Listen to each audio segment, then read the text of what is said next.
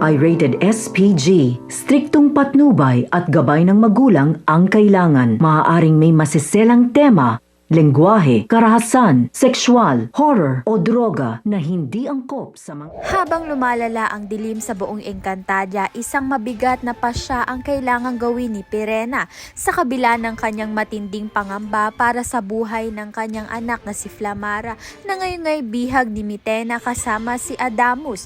Pinili niyang magsakripisyo alang-alang sa mas malaking laban. Alam niyang tanging ang tagapagligtas lamang ang makakapagtapos sa pamamanyani ng kasamaan.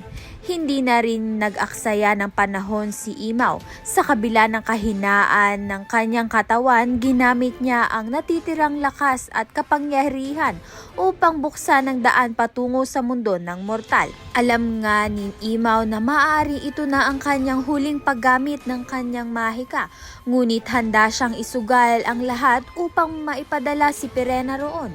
Kaya naman ya't gamit ang buong lakas niya ay ipinadala niya na nga itong si Pirena sa mundo ng mga mortal upang hanapin nga ang anak ni Danaya na si Terra, ang natatanging pag-asa ng Encantadia. Bagamat nangihina pa rin nga itong si Pirena sa gitna ng kanyang pangungulila at takot para kay Flamara, tumindig si Pirena bilang isang tunay na sangre.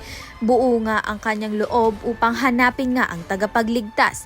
Kaya naman nga't yan at iba pa ang dapat nating pakaabangan. Maraming salamat sa iyong panonood.